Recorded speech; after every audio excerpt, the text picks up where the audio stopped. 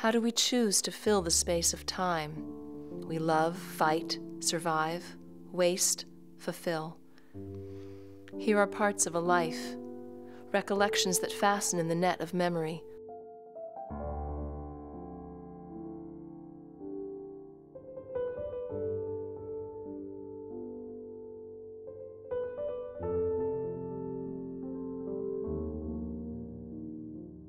My time is short.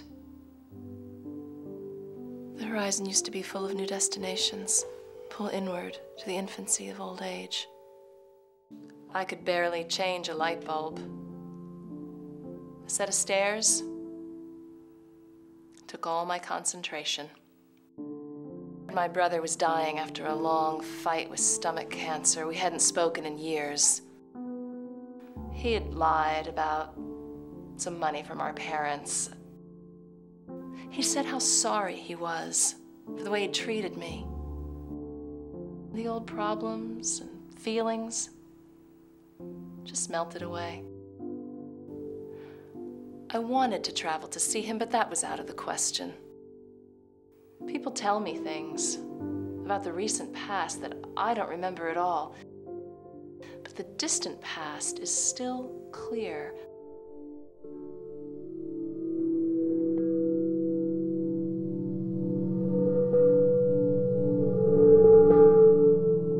One of my earliest memories is from the old Pennsylvania farmhouse we lived in when I was born. I was barely walking at the time. The whole landscape is changing, sleepy stillness reshaped by relentless progress. My mother had called in an electrician to do some work. He opened up the plaster and lath in the wall to get at a junction box. I remember a web of wires hanging there in the hole, cables disappearing in every direction into the wall. All the walls I saw around me were full of wires. The world must be a very complicated place. Like baby apes trying to make sense of the canopy of vines and branches overhead. What can you trust to hold on to? He'd only gone in where he knew the wires came together. But that one spot made me think. It made me think this hidden confusion was everywhere, filling all the spaces I couldn't see. Emptiness punctuated by chaos, a metaphor, how well we adjust to the world we create.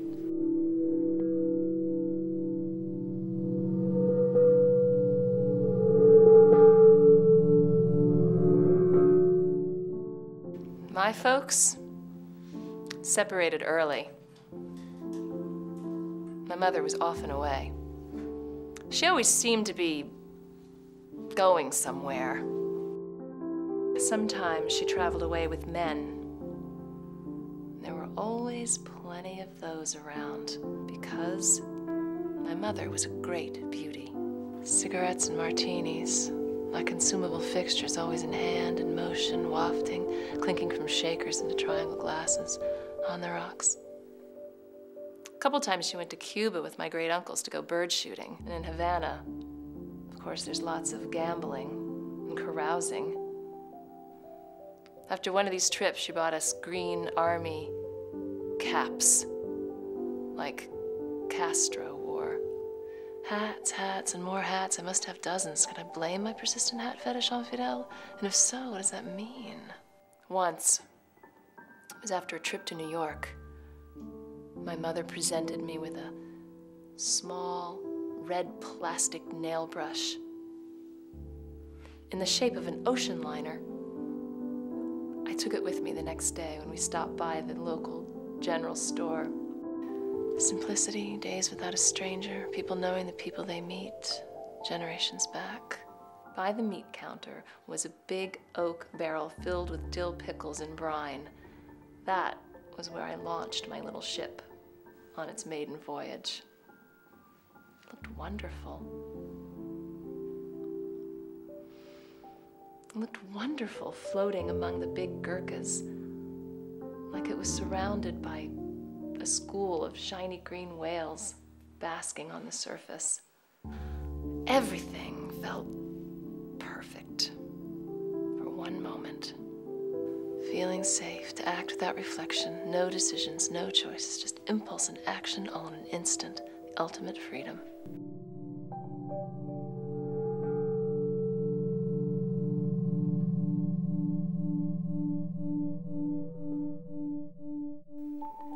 Dancing class.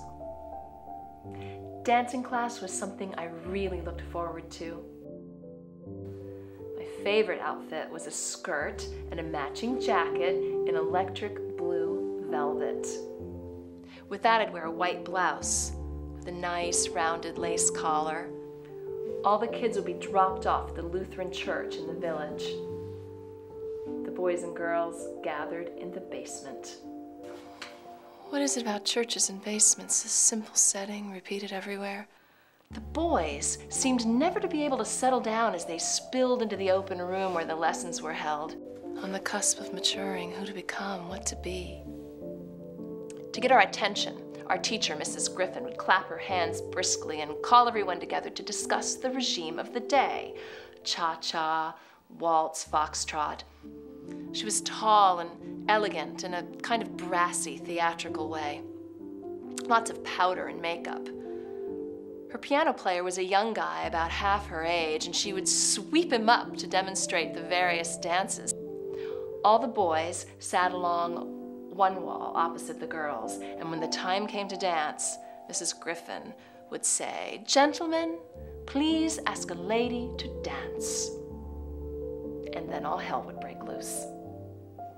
Suddenly the steel chairs shrieked and groaned as we rose. That neutral ground in the middle of the big room, we needed to fill that with something good.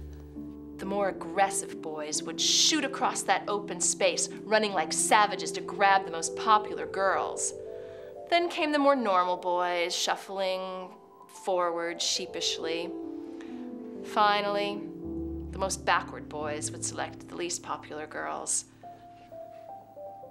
But there was one boy. He would sometimes wait, and he would choose that very last girl just to make her feel better. That really made an impression on me. So when it was our chance to choose, which only happened once every few weeks, I chose him. Warm eyes usually said something funny, completely unlike the others. The whole cruelty of the ritual was swept away. When we began to move to the music, I could tell he liked being close to me. As the piano player smashed out his waltz, Mrs. Griffin clapped and called time somewhere in the distance. His gray wool lapels brushed against my electric blue velvet, and I could see his eyes focus on the lace of my collar, and he breathed in, kind of tentatively.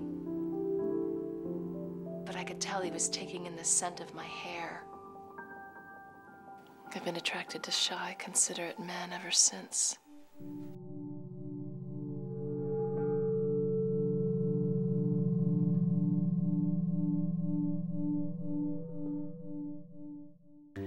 Weddings, such a rite of passage. No one owns the whole story. It belongs to everyone who shares it. Whenever one of my family weddings comes up, people instantly get in with something to say, and before you know it, they're all adding their own details, recreating the story. Differently each time, yet always the same. Like a dry stream that spurts to life, suddenly overflowing from springs hidden underground. The first time the meaning of marriage really hit me was when I was old enough to think, this could be me. Wild, funny, tragic, never a middle ground here. One of my cousins married a Polish Catholic girl.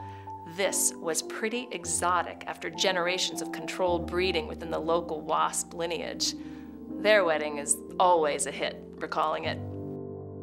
The bride and groom, they had to play all these kinds of ritualistic games to symbolically win each other. My cousin had to brawl his way through a protective line of the bride's menfolk to capture her. This made a big impression on my side of the family. We generally try to avoid sweating in formal attire. Everyone still talks about how bravely he made his way through that Warsaw Wall. The chain rattling down the generations. Think of one, then another, and another. I remember when his older sister got married for the first time. It was the height of summer, 100 degrees, incredibly humid. We were packed into this little church. We filled it to the rafters. And when the minister told us to rise for the first hymn, this tall, gangly teenager from the groom's side just fainted right away. He crashed backwards over the pew behind him. Everyone froze for a moment in the heat. They picked him up, and a wave of relief spread back through the congregation. The minister restarted the ceremony, gradually regained his momentum. Flee for the doors, get out before it's too late. There's oxygen outside.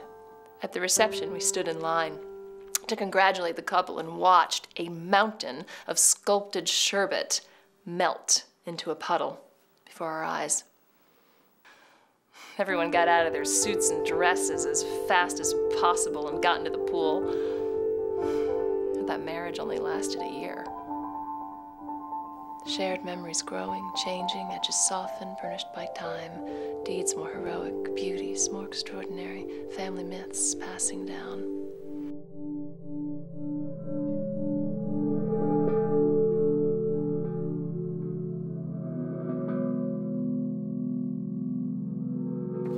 That piece of life right in the middle goes so quickly.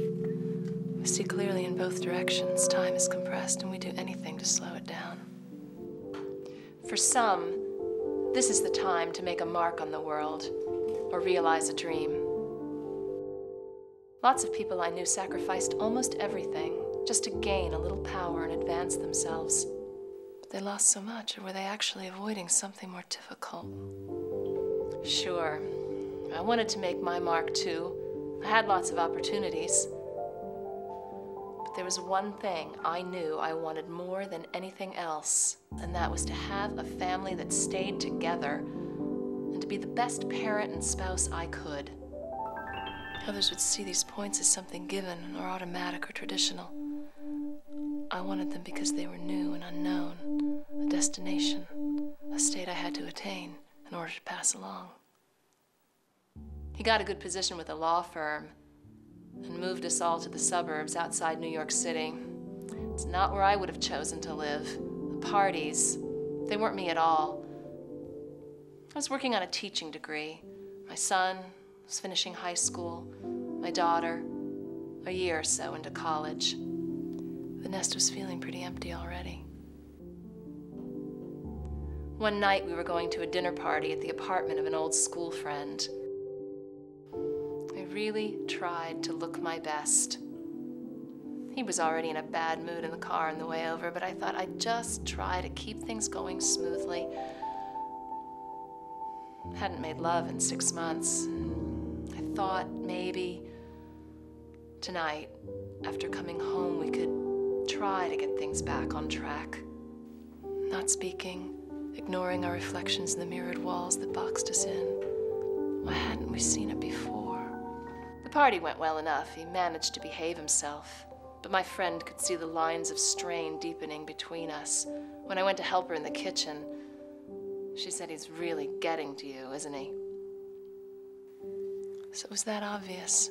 How many years had I spent here? What had I managed to accomplish?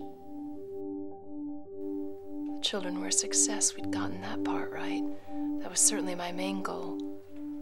But the ability to share life with someone else, had I simply chosen the wrong person? Looking out the kitchen window over the rooftops, I could see the decay, a universe of deferred maintenance. Skylights, gutters, vents, chimneys, some working, some not, who could tell? But none of that mattered. These people were happy. They cared about each other. They worked to make things work. I awoke the next day with a sense of clarity. I had to leave. All those years I spent backing him up, taking care of the children, And now I saw the opening I had to take. I packed my car and headed for the coast. What mattered most was what the children would think, and well, it was a great relief when they supported me. Without attacking their father, they saw so much more than we let ourselves see. They simply understood.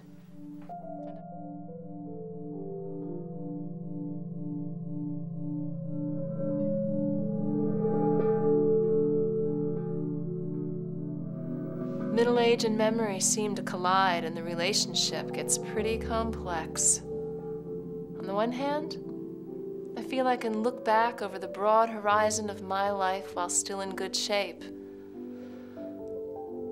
But then the small events of recent times start to slip. Where was I yesterday? Who's that person? Why am I standing here in the garage with a spoon in my hand?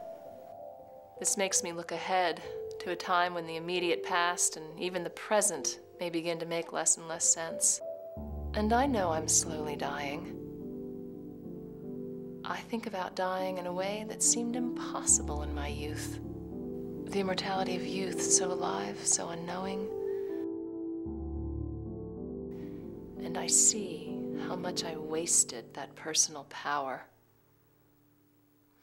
And how shamelessly that power, which I didn't understand and couldn't appreciate, was manipulated by cynics. And I realized how naive and even stupid I was. But time is not my enemy. I see a gain, not a loss. I see progress and a flow of lessons. Humility, patience,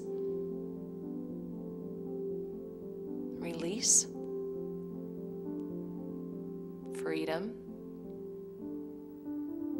Now I feel I can really like myself, even love myself in new and different ways. And this selfless love of self spills over to the people around me. A perfect moment, like the child acting without reflection.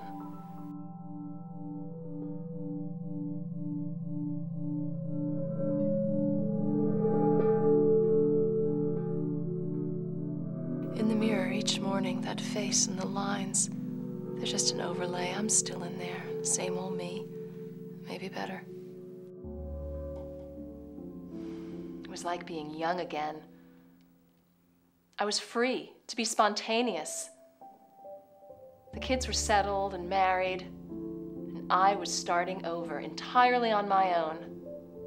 I didn't have much, but it felt great. Acceptance and happiness is about shedding blame. Reaching out, sure, why not?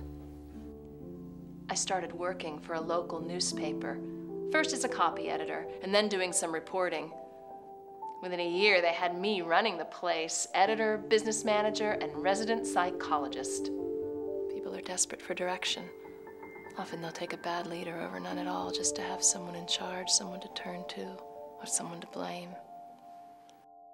A large conglomerate was trying to buy the paper. Finally, they took over. I was let go before I could even make a case for the team we were building. It's impossible to purchase something that can't be possessed, let alone defined. The staff was in a state of shock. The months went by, they only grew more frustrated. Finally, after yet another pronouncement on how to be from the new owners, they all walked out. When a tree grows through a wire fence, both change to become something strange and wonderful. There's no backing up. To start again, you have to cut them both to pieces, and nothing is the same. I was looking out through the crystal ferns of ice that etched the window when a familiar pickup arrived out front. The entire crew arrived en masse, and suddenly there were 11 people all hunkered around the stove, talking at once while I was pouring coffee. Animated, angry, but full of hope. Keep talking. Complexity's good. It's where we find room to compromise to be able to move forward. Bill, the ad manager, he blurted out, "We don't need them. We'll start our own paper, and we want you to run it. just like before. We can do this with our own bare hands. No substitute for commitment. Money never conjures soul. So we started, and the town loved us. Within a matter of weeks, they'd fired that proxy editor. We had them exactly where we wanted them, and it felt great.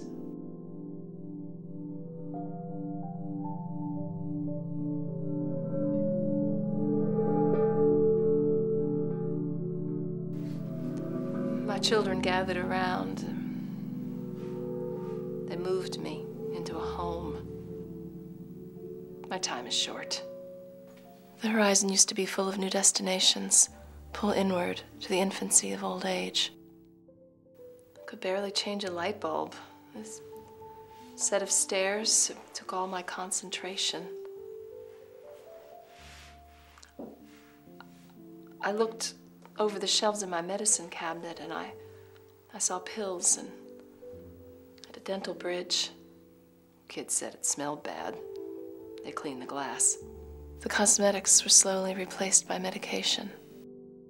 When I heard my brother was dying after a long fight against stomach cancer, we hadn't spoken in years. So I decided to call. A robot voice said to push pound. I just hung up. What's pound? So much senseless newness. Finally, I got through.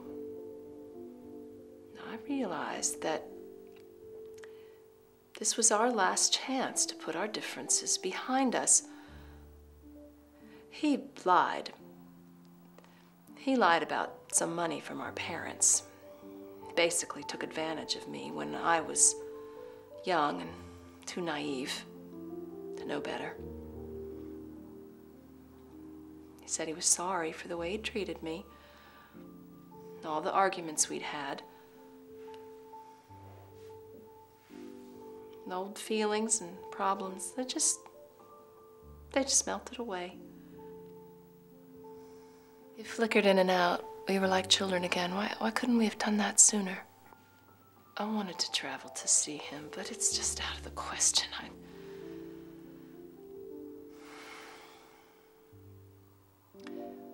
People tell me things about the recent past, but I don't remember at all. The distant past is clear.